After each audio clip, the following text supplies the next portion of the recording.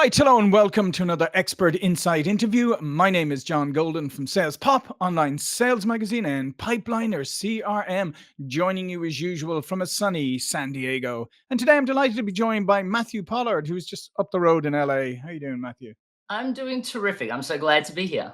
Yeah, and Matthew is known as the rapid growth guy, responsible for 5 multi-million-dollar business success stories. Today, Forbes calls him the real deal. Global gurus list him as top 30 sales professionals, and Selling Power just named him as their, or you were named it by 2023 as their sales kickoff speaker of the year.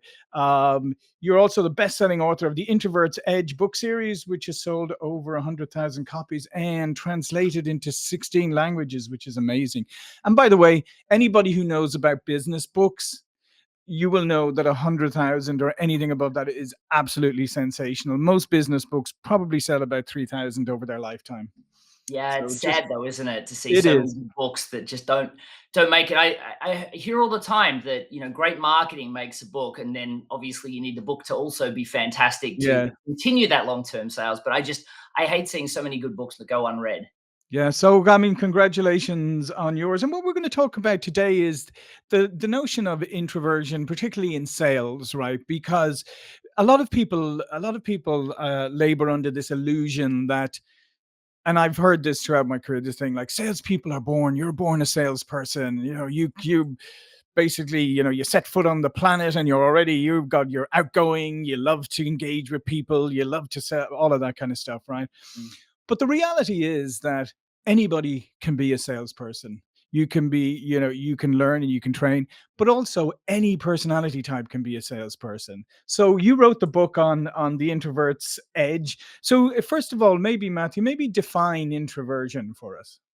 Yeah, absolutely. And it's really interesting because I see a lot of business owners that are like, "Oh, I'm not naturally gregarious, so therefore I need to Mhm. hire a salesperson." And I'm like, the Yeah. only person that salesperson is going to sell to is you. Like until you have a solid sales system and that it works, you shouldn't be hiring a salesperson. And then I see big corporations and they look for those gregarious people, but those gregarious people they tend to job swap all the Yeah. time because they just go where the commissions are. Where Mhm. a lot of times, if you get somebody that truly excels in your system, then they stay the long term. And introverts definitely tend to hold on to those sales systems for dear life, which makes them less likely to leave.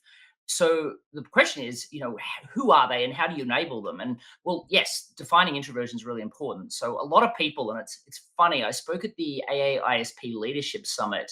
Gosh, it was a few years ago now, and they asked me to come back to do their retreat. And this was their senior leadership summit. And I thought it'd be funny or interesting, at least, to send the question, are you introverted or extroverted? But instead of having a introvert extrovert box, Mhm. just to leave it as an open text field.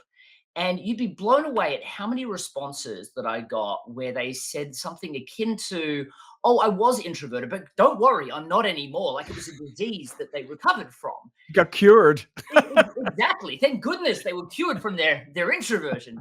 And I think that that's a problem that happens all the time. People aspire to be extroverted, and Mhm. truthfully, we all have our burdens to bear. Like some might say, extroverts aren't that empathetic; they're not great active listeners. Now, that's not Mhm. to say that they can't learn those skills. And Sure. what's interesting is HR managers will say, "Oh, well, Johnny is an extrovert, not the best listener. Let's send him to a class to learn how to do that." But then poor Sarah's an introvert, therefore she can't be great at sales. Let's just accept subpar performance. The Mm. truth is that introversion is actually far simpler than I feel that most people kind of try to articulate. It's just where you draw your energy.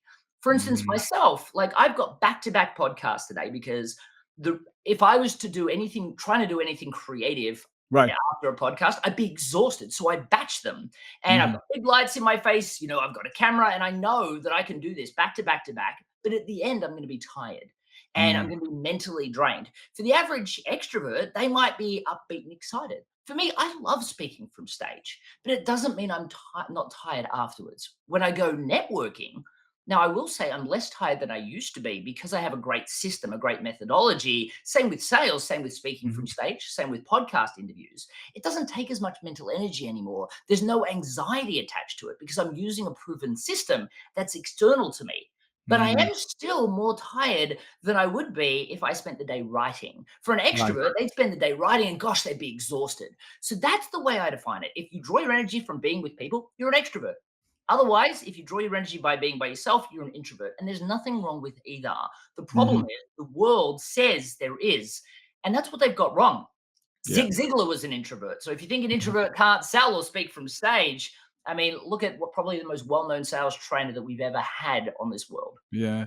And I think, Matthew, again, part of the problem too is we love these binary choices, don't we? We love this, like you're either an extrovert or you're an introvert. And if you're an extrovert, then you're just somebody who just goes on and on. You're gregarious, you're out there all the time. And if you're an introvert, you're kind of hiding in the corner, hoping nobody like sees you, which is not the way it is in life, right? It tend with most things in life, it tends to be a spectrum.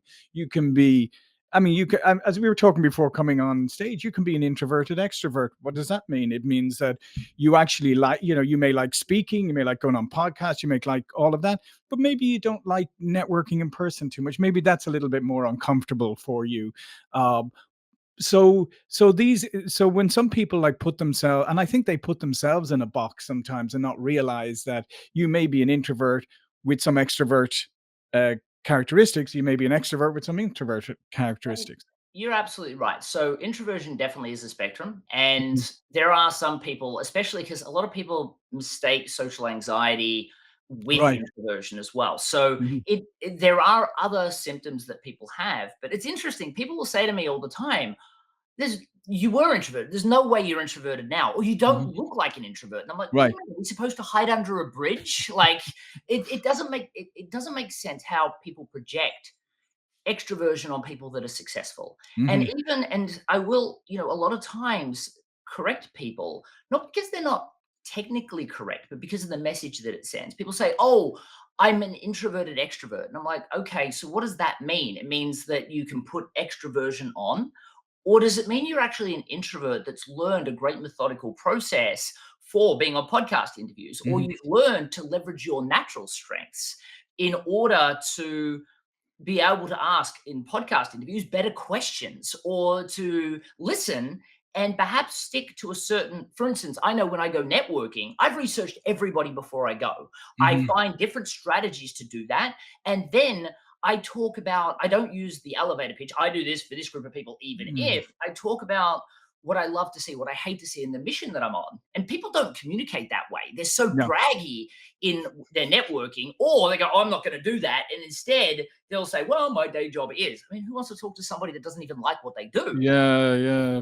So for me, because I'm focused far more on the specific strategic things to say, planning and preparation, active listening, and then talking about what I'm passionate, the changes I want to see in the world as opposed to myself, then you could say I'm now an introverted extrovert. Or you could say I'm an introvert that's learned amazing strategies to leverage my natural strengths. And the reason I think this is important to classify is because every single person that seems to get to be successful says, "Oh, I'm now an extrovert." And that's the Mhm. worst thing in the world. Like in every other disenfranchised community, when somebody is successful, they then go, "I'm successful, still part of this community though." And it inspires everyone else. But when an Mhm. introvert does it, it's like, "Oh, they're no longer part of the introverted club." And therefore, who do we have to aspire to? They've escaped. Exactly.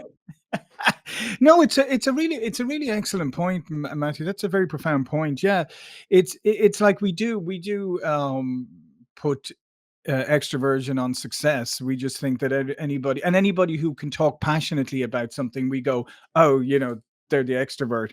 Well, not really. And sometimes it's just something somebody's very passionate about. But one thing you mentioned here, and I think this is really critical, is an introvert may pay more attention to planning, more attention to preparation, more attention to research, and those are the things that the best salespeople do. So Absolutely. that may come naturally to you. You may therefore be starting off with actually an advantage when you perceive you have a disadvantage. So I believe that anybody that plans and prepares has a Mm. huge advantage over anyone else. And Yeah. especially in today's condensed Zoom sales meetings that are 30 minutes, somebody that is kind of doesn't really have a plan or a strategy, they're not going to finish the call in time. The number of times I hear from an extrovert, I'm 25 minutes into the conversation, they're ending the call, and I've really just started to get into the sale because they're so focused on the wrong things. So for me, I do a lot of sales kickoff events, and it's really interesting the amount of times people say, "Can you do that exact same thing for 5 different events?" And my answer is always absolutely. Because what I'll do is I'll plan and prepare, I'll look at the company, I'll figure out what I'm going to do, and then I really think through every slide what I'm going to say. And while it's custom for them, but I can do the same thing 10 Yeah. times. Yeah. Where if you Absolutely. ask it, "Oh, that was amazing. Could you do the same thing 10 times?" They're like, "Maybe, we'll see." Well, I think that's the same when you're thinking about sales. And so when I'm looking at sales, I'm always talking about a sales system. Like when I started in sales, a lot of people would say, "Okay, so this is just natural. You planned and prepared. Clearly, you're articulate as long as you plan and prepare." And no, I'm talking about my favorite subject that I've been talking about for a decade. If I wasn't articulate now, goodness gracious. But for me, when I started, I was a guy with the reading speed of a sixth grader. I was super introverted. I had no idea what I wanted to do with my life. And thank goodness I was diagnosed with this thing called Irlen syndrome, which basically means I put on a funny pair of colored lenses, which didn't help me with my confidence, of course, but did help me learn to read. But I took a year off. My family agreed that after getting to the top 20% of my state, I tried so hard, but I was exhausted. So we all agreed that I was going to take a year off to find myself. And I Right. took a job at a real estate agency in the back office. So don't think I was out selling, doing data entry. But 3 weeks in, I lost my job because they shut down the office. And I mean, it was Australia at Christmas time. Like it's summer at Yeah. Christmas. Yeah. Yeah. You can't get a job. The only jobs available were commission-only sales jobs.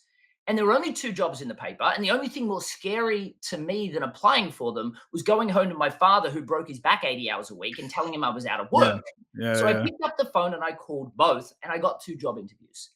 And then I got 2 job offers. And I'm like, well, maybe they see something in me that I don't see in myself. So I remember I took a job doing business to business telecommunications. And selling those, phone products and things like that. And I remember going in with a little bit of quiet confidence. I mean, I got 2 job offers, right? Maybe they saw something in me that I Yeah. just could sell. Well, it turns out in commission only sales, they just hire everyone. Their favorite statement is, "Throw mud Yeah. up against the wall, we see what sticks." Well, so I got 5 days product training and not a single second of sales training. And then I got thrown on this road called Sydney Road in Melbourne, Australia. It was like hundreds of doors, one after the other. And I mean, not bad, I guess, if you're going to get told no, don't have far to walk. Yep. But for me, like I just had this realization, no one taught me what to say. So I took a deep breath. I walked into the first door. I was politely told to leave. And I say luckily enough, politely told usually Yeah. I because was going to say, having spent a lot of time in Australia and Sydney, I was saying, yeah, you're lucky he was polite. well, it wasn't that polite the next door, right? The next door was I got sworn at, but my personal favorite was getting told to go and get a real job. This was Oh. the only job I could get. Mhm. But door after door, this just kept happening. And I remember I got sworn at, I got told to get a real job. My 93rd door, I made my first sale, and I made about $70. Mhm. And I remember I was ecstatic for about, I don't know, 45 seconds. And then I had my second big realization for the day. I got to do this again tomorrow and the next day and the Mhm. next. And well, I'd made $70, which was a lot of money to me back then. The whole idea of this was not okay. I wasn't willing to go home and tell my father I was out of work again because I quit. So I was like, well, what am I going to do? I couldn't pick up a Brian Tracy or a Zig Ziglar book. It would have taken me a year to read that, let alone apply it. But I Mhm. literally just typed in the word sales system into YouTube, and all these videos came up. And look, for people that are listening to this, I'm not suggesting this. There are smarter ways to do this now. But back then, there really wasn't much available. And I Yep. literally would spend 8 hours perfecting one of the steps in the process that I was working on, or going to the next step. I'd spend 8 hours in the field applying it, and then 8 hours back home practicing it, 16 hours on the weekend. I'm sure this is not Mhm. sounding fun to anybody that is listening, but very quickly it was 46 doors, then 21 doors, then 18, then 9, then 3. Well, about 6 weeks into my job, and I got called back into the office, and I'm like, oh my gosh, I've done something wrong. I've seen this face before. I'm about to lose my job. And I was the quiet person that handed my paperwork in downstairs. I didn't really talk to any of the Right. boisterous salespeople upstairs. And he looks at me and he's like, Matt, we just got our national sales figures. Back then, we used to get them once a month. And he's like, you're the number one salesperson in the company. This was the largest sales and marketing company in the Southern Hemisphere. They employed Mhm. over 1,000 salespeople. And I'd gone from terrified to sell to being the number one person in the company. And it was purely by methodical approaches and making sure that I just iterated slightly every 10 or 15 doors to really Mhm. perfect the process. So for people that are listening, they're like, well, I can't learn sales. Well, I Of mean, course. I went on to be a sales manager. Then I started my own businesses. Fast forward just shy of a decade, I've been responsible for five multi-million dollar success stories. Now, truthfully, the high achievers should know that if you don't want that roller coaster of sales based on your mood, you need a sales system. For the Yep. introverts, know that you'll hold on to it for dear life. And what I find is the introverts outsell the extroverts hands down because they stick to the system. And for Mm. a big corporation, they're so focused on getting that top 10% to be better. And there's all these books that say, just focus on those top people. I believe that you can mobilize both groups through a great sales system. The problem is most people start with such a big, bulky process. And especially Yeah. in technology and finance, if you start with just getting people to learn storytelling, not testimonials or case studies, but getting rid of the jargon by explaining the detail inside a story, just that one application will skyrocket the sales of both introverts and extroverts. And Yeah. then you can follow into the next step. Yeah, and there's so much in what you shared there, and what a great story. But I think one of the key things I think at the beginning is to find that core motivation, that purpose. Like you had it, you didn't want to go back to your dad or whatever. So I Mm, mean, I think that's the first thing, finding that um, core motivation and purpose. And the second thing, and this is what drives me crazy, Matthew, is invest in yourself, right? I mean, and today it's easy because there's so much available, but the amount of people who go into a career like sales and never bother to, they wait around for their company to train them, and if their company doesn't train them, they just go, oh well, my company didn't train me, instead of going out and doing what you did, like go upskill yourself.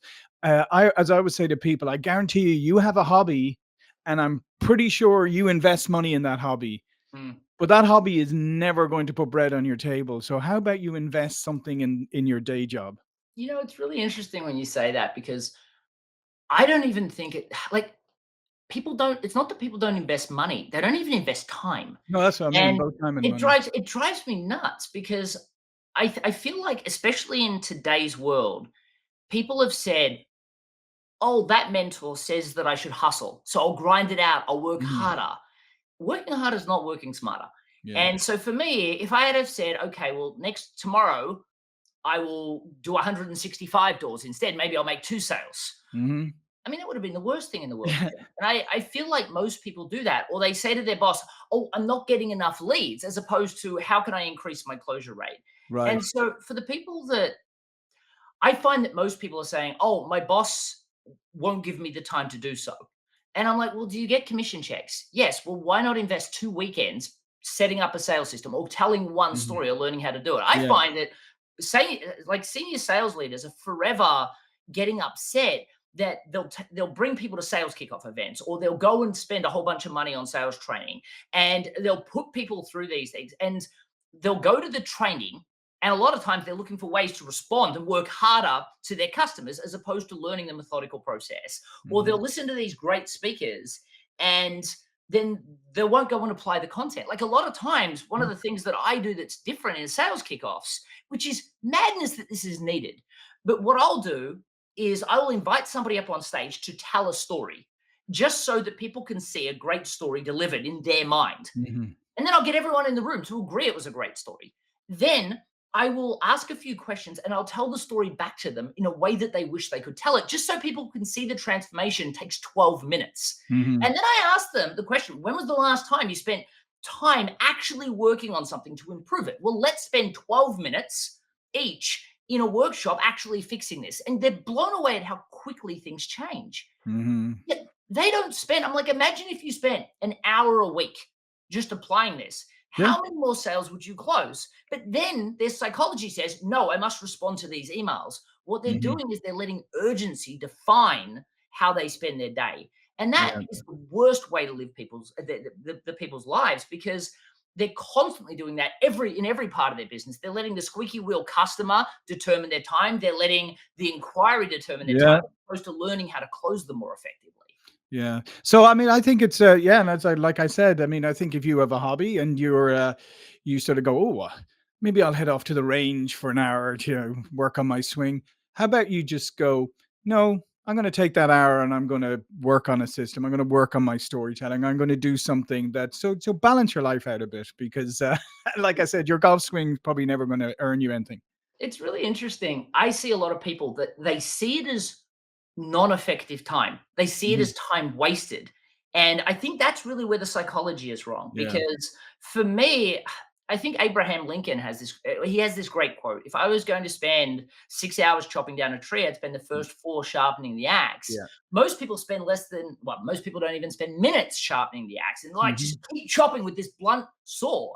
Now, if you think about, I mean, I'm a kid from Melbourne, Australia, that now lives in the United States and teaches some of the biggest companies in the world how to use storytelling more effectively. I shouldn't be speaking on stage. I Hmm. shouldn't be an amazing salesperson, but I am both of those things purely because I spend time sharpening the axe. And truthfully, it was 6 weeks to going from no business being in sales to the best in the business. For most people that are listening, you don't have to spend that level of time to go from being very mediocre to medium to amazing. I Hmm. just feel that most people say, oh, no, what I need to do is just keep hammering the pavement or keep calling Yeah. people back. Or my boss says it's a numbers game. Well, then stop listening to your boss or spend 2 hours a week doing what is necessary. And I feel that that's what most people don't do. They don't spend time actively planning their life. Life happens to them. Yeah. So forget about sales systems. Take control of your life. Time block out how you're going to spend it.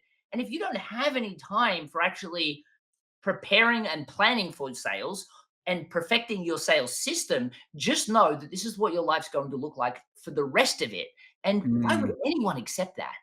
Yeah, no, it's a very profound point. It's like, I'm big into martial arts. It's like Bruce Lee, who said, I don't fear the man who knows 1,000 kicks. I fear the man who has practiced one kick 1,000 times. And I think that's it. Just pick on something, like whether it's storytelling or whatever, and just say, for the next while, this is what I'm going to focus on. I mean, absolutely. And I'm always blown away at how long everybody thinks it takes and how little Hmm. time it actually takes to become masterful at a skill. People just don't fixate. And I actually, funnily enough, the 10,000 hours concept everyone thinks about, and that's what terrifies people. I don't have time Hmm. to spend 10,000 hours on something. I believe that people say it's going to cost 10,000 hours because people don't fixate.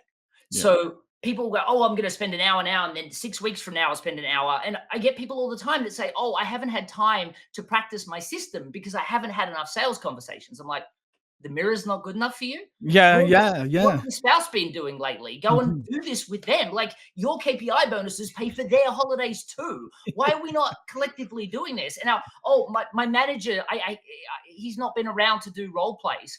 Why do we always have these excuses? Well, the Yeah. answer is life really isn't that hard these days, right? We all have roofs over our head, electricity. It's easy to just binge Netflix and really just skate through life. Yeah. But Yeah. the truth is that if you dedicate just a small amount of time into building a system, your life will transform. For me, a lot of times, I don't talk about the sales system that often from stage. Now, I do have a great new system, especially for like a 30-minute sale that gets rid of a lot of the small talk and leverages storytelling because storytelling activates the reticular activating system of your brain, which creates a much deeper rapport because it creates artificial rapport that actually feels deeper than small talk that Hmm. especially introverts can leverage into much more detailed rapport. But the truth is, instead of getting bulked into these great sales systems, especially when you're selling something really technical, a lot of times we feel like it's our job to hit them with this fire hose of information. And we say to ourselves, that's going to allow them to make a better decision. No, Hmm. it's just overwhelming them. So what you've got to do is say, okay, firstly, I'm not going to just scattergun my approach of outreach. I'm going to pick a specific group or a specific type of client. Then just create one story. Now, if you Hmm. don't have a story because you're a brand new rep, for instance, forget about that. A lot of the organizations I've worked with, they've employed 1,000 brand new sales reps out of Stanford or Harvard. And the Hmm. next thing they know, they're like, I don't have 30 years of experience. I'm like, then borrow somebody else's story. Don't say Yeah. I worked with the customer, say we worked with the Yeah. customer. And Hmm. then go and learn that one story well, and you'll come across like you've got 30 years of experience in one story. And if you Yeah. learn to tell it well, your sales will transform from the simple act of doing this one thing that really won't take you more than a few hours. And then once you've done that, dedicate the days, weeks, a year that you save into the next step and the next step. And just as long as you don't learn one thing and then spend all that time watching Netflix, Yeah. but dedicate a little bit more and a little bit more, I'm blown away at how quickly things will transform. Yeah, that's such a great point. That's a great piece of advice, because if you've joined a company, as you said, you're brand new, go look. Every company has testimonials. Go find like one of your customer case studies, and then find out who the salesperson was, and go and just ask them. Because I tell you, as you know, if there's one thing salespeople love to talk about, it's success. Do you know what's And so, interesting though? Most people, when case studies drive me nuts. mhm, And so what the reason being is case studies are braggy. So it's like, oh, we worked with this customer, they got this great mhm, result. I'll give you an example. When I worked with it was a billion-dollar cloud company, and every now and then I'll tell a story like I work for the organization. mhm. And just to prove to the salespeople that if I can do it and I don't come from the organization, what Yeah. excuse do they have? And every now and then I have to interview people for this. This one time I interviewed 7 sales reps, and to say it was an interrogation would be an understatement. It was, I really had to just ask 1,000 questions.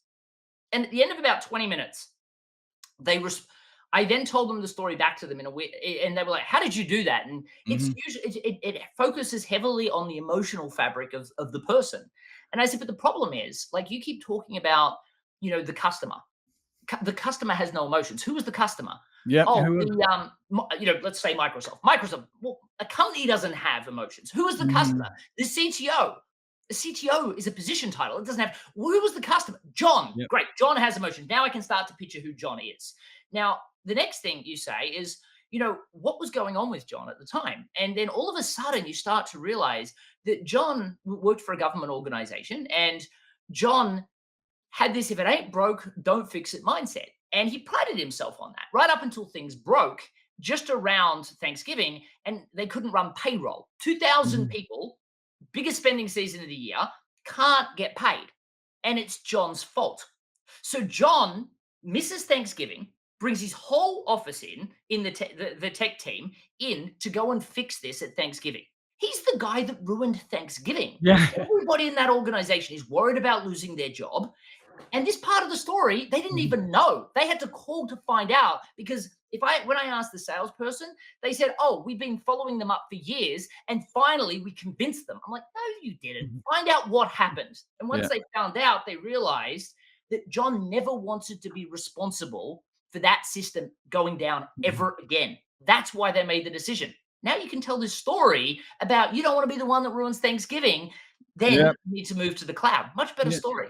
Yeah, no, that's what I was saying is like go find the person, as you said, from who the testimony, and then find the real story. The story behind the story is what you're talking about. That's where the real Absolutely. magic is.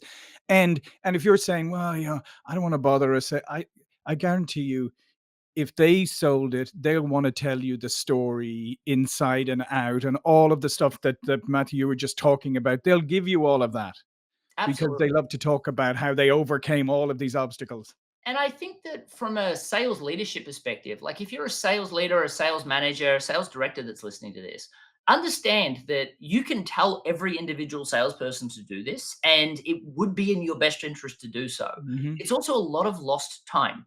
What I would highly recommend is building an organizational story playbook. Hmm. So, what you need to look at is think about the sales plays that you're running, or think about specific targeted niches that you want to go after. Or maybe you've got a specific product that's not selling. Maybe you've got one that sells really well and you've got a new product that's just not finding its feet.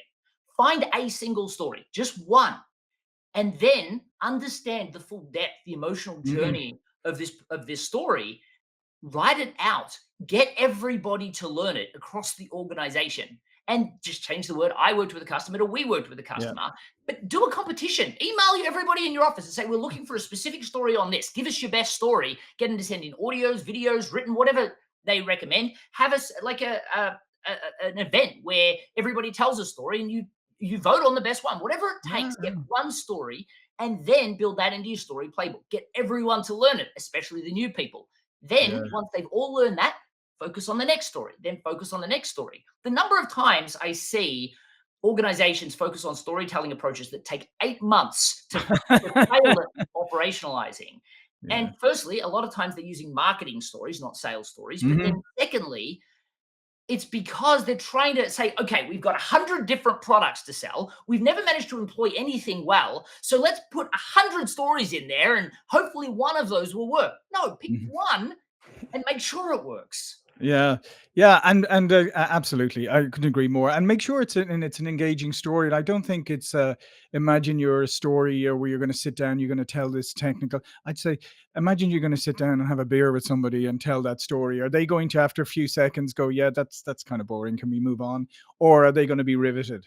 You're exactly right. You've got to tell a story far more like, I mean, most of the people listening might be married, boyfriends, girlfriends, Mhm. fiancés.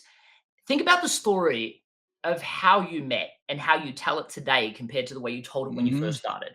And what I find is at the beginning, perhaps I know for a lot of people, there are certain things that you probably don't say anymore because Mhm. people didn't really respond well. And then there are Mhm. other things you might embellish a little bit on. Be honest, you Mhm. probably do. Sure. Over time, the story of how you met is probably become a theatrical masterpiece. Yeah. And you know that people love to hear it. So you'll spend minutes telling that story. Mhm. But you don't talk about the specific item you ate on the menu because nobody cares about that, just like they don't care about your industry jargon. You've Mhm. got to tell more stories that are theatrical masterpieces, and all theatrical masterpieces have a much more emotional content. Another Yeah. example I'll give you is I worked with a gym franchise, and this lady gets up and she told this great story about how this person was going to cancel their gym membership, and then she convinced them to do personal training. And then now they're still a member of the gym, they're still doing personal training, and it was humble brag about how she was able to sell personal training and how now she's doing that for a lot more people. I'm like, why Mm. did that person need personal training? Why did they join the gym in the first place? Right. And she said, "Oh, well, what happened was she was working with a doctor, she was trying to get pregnant. And all of a sudden, the doctor said, "Look, we've tried everything. And like the only thing I can think of now is like maybe if you dropped a few pounds, maybe you'd get pregnant. Last ditch effort." I'm like, Mhm. so what does canceling the gym mean to her? It means that she's not going to have kids. How Yeah, does yeah. she feel? I mean, you can imagine the grandparents that might be let down, or she might feel really bad to her spouse. I'm like, well, did she drop the weight? Yes. Did she get pregnant? Yes. How are the grandparents now? That's the story. No one Mhm. cares about how many push ups they did, how often they met. Like the story can be a theatrical masterpiece, whether you're selling a big tech product, a telecommunications product, life insurance, or any type of insurance or financial services product. My gosh, we love hitting people with jargon. But Mhm. these stories are far more about people caring about their family or having high cash flow businesses and looking after everyone else, but not themselves. That's the story you want. Yeah, yeah, no, that's a great way to finish, Matthew. But I mean, I love that story because let's face it, if you told somebody personal training, go, oh yeah, no, so I had this customer and I got them, they're now able to do cardio for an hour, they're able to lift this, they're able to do all of that, they're tone you're going to go, yeah, but that's not me, and I'm probably different, and that may not work for me. But if you tell the other story that you just told, now you're going, oh, the outcomes are nothing to do with the lifting weights in here. The outcomes are on the impact on my life. You're absolutely right. And what's funny is people say, "Oh, but then I have to have a story for a person that's trying to get pregnant, a person for this." I'm Mhm. like, No, actually, no. You no. could have one story and you could tell a story about a small business service provider that had a chronic starter that was trying to grow their business to a whole bunch of tech salespeople, and Hmm. they'll still see the moral and the applicability, and Yeah. they'll go, "Wow, this person really sees the person I want to buy from them." And because of the Mhm. science behind story, they'll feel more connected with you than if you educate them. You don't need 100 stories about every single scenario. It's better to tell a story that doesn't even really apply to them, but Mhm. shows that you understand them and educates them on the value of your product than just hit them with jargon that they won't understand, won't remember. And especially if you're now stuck in collective decision making that so many people are now stuck in, Uh, that they can't share because gosh, they can't remember, which is why yeah. they look at your proposal and go, this one's cheaper than that one. Let's go with that. As opposed to, I felt like I had a connection with this person. I don't care what they cost. Oh, thank Mhm. goodness. It's only a little bit more. Let's buy from them. Yeah, love it. No, absolutely. Well, this is fantastic. All of Matthew's information will be below this video. But before we go, please do remind people about what you do. Absolutely. So I speak at a ton of sales kickoffs and sales events on really how to shorten sales cycles, increase closure rates, and really get beyond collective decision making. And usually what I do from stage is I speak on storytelling, but I'm known for enabling the high achievers to believe in sales systemization, but also helping introverts believe that they can do it and aspire to be the best in the business, not just survive in a sales role. And my book is called The Introvert's Edge. And a lot of people, especially if you're an introverted salesperson listening to this, a lot of you don't need to buy my book. You can just, my publisher hates me when I say that, but just go to theintrovertsedge.com. You can download the first chapter and it will not only break down the sales system. And I say to people all the time, if you just look at the main milestones, put what you currently say into it, you realize there's some things that don't fit. Throw it out. You shouldn't be saying that to customers.